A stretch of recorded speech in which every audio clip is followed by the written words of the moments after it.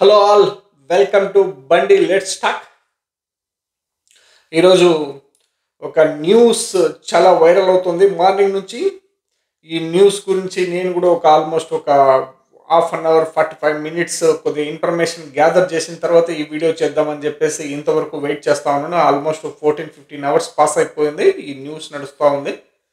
ఏ social మీడియాలో కానీ, ఏ social ప్లాట్ఫామ్లో కానీ, సోషల్ నెట్వర్క్ ప్లాట్ఫామ్లో కానీ ఇదే న్యూస్ నడుస్తూ ఉంది. ఈ న్యూస్ ఏంటంటే, సత్యవేడు ఎమ్మెల్యే రాసలీలలో అని చెప్పేసి న్యూస్ నడుస్తూ ఉంది. తన పార్టీకే సంబంధించి తను వచ్చేసి సత్యవేడు ఎమ్మెల్యే, ఇప్పుడు ప్రస్తుతానికి ఎమ్మెల్యే ఎవరైతే ఉన్నారో కోనేటి ఆదిమూలం, ఈయన వచ్చేసి టీడీపీ పార్టీకి సంబంధించిన ఎమ్మెల్యే. ఈ టీడీపీ పార్టీకి సంబంధించిన ఎమ్మెల్యే అదే పార్టీకి సంబంధించిన మండలాధ్యక్షురాలు, తన పేరేంటో కానీ తన ఫేస్ కానీ మనకేం తెలియదు. ఆమె వచ్చేసి అలిగేషన్ చేస్తూ ఉంది. కోనేటి ఆదిమూలము తనని సెక్సువల్గా హరాస్ చేశాడు, తనతో సెక్సువల్గా పార్టిసిపేట్ చేశాడు, తనని హరాస్ చేసి తనని లొంగ తీసుకొని తనను వాడుకున్నాడని చెప్పేసి తను క్లెయిమ్ చేస్తూ ఉంది మార్నింగ్ నుంచి. దీని గురించి చాలా న్యూస్ నడుస్తూ ఉన్నాయి. అందరూ క్రిటిసైజ్ చేస్తున్నారు కోనేటి ఆదిమూలంని. ఏది ఏమైనా తను సెక్సువల్గా హరాస్ చేశాడని చెప్పేసి తను చెప్తా ఉంది కాబట్టి, ఆల్రెడీ తన ప్రూఫ్ కూడా చూపిస్తూ ఉంది కాబట్టి, మనం దీని గురించి కోనేటి ఆదిమూలంని ఏమాత్రం కూడా ప్రొటెక్ట్ చేసే అవకాశం లేదు. అట్ ద సేమ్ టైము ఇట్లాంటి ఇష్యూస్ ఎవరైతే చేస్తారో అది కూడా పబ్లిక్ సర్వెంట్స్గా ఉండి ఇట్లాంటి నీతి మాలిన పనులు ఎవరైతే చేస్తారో పబ్లిక్ సర్వెంట్స్ ఎస్పెషల్లీ, మనం ఏ మాత్రం కూడా వాళ్ళని ప్రొటెక్ట్ చేసే పరిస్థితి ఉండదు. అట్ ద సేమ్ టైము వాళ్ళ సైడ్ లైన్ తీసుకునే పరిస్థితి కూడా ఉండదు. కాబట్టి మనము ఈమె ఎవరైతే క్లెయిమ్ చేస్తూ ఉన్నారో తనని సెక్సువల్గా హరాస్ చేశారని చెప్పేసి తన మాటలు మనం నమ్మాల్సి ఉంటుంది. తను ఎందుకో ప్రూఫ్స్ సబ్మిట్ చేస్తూ ఉంది. తను ఇంటెన్షనల్గా చేసిందా, ఎవరన్నా చేపించారా, ఇవన్నీ సెకండరీ.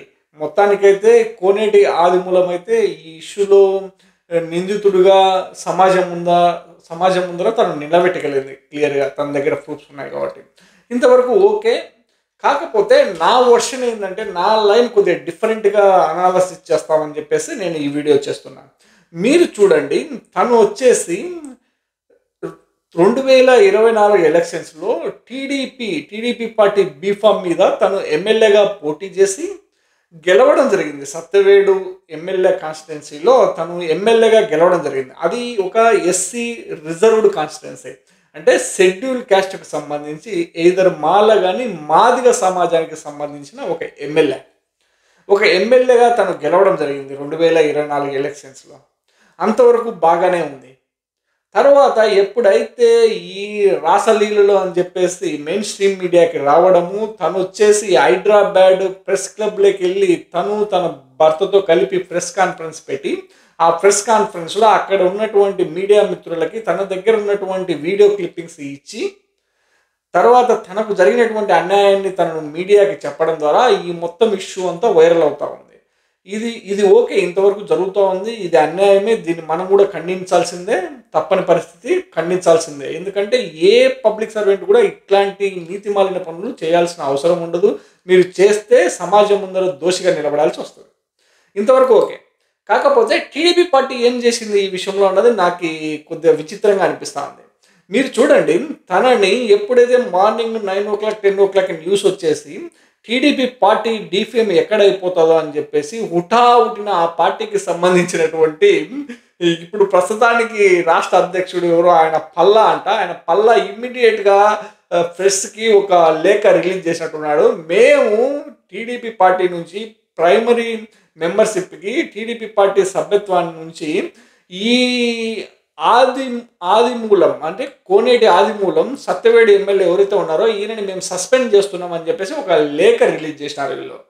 అంటే ఇంత తొందరగా ఎందుకు రిలీజ్ చేయాల్సి వచ్చింది? ఏ పరిస్థితుల్లో మీరు రిలీజ్ చేయడానికి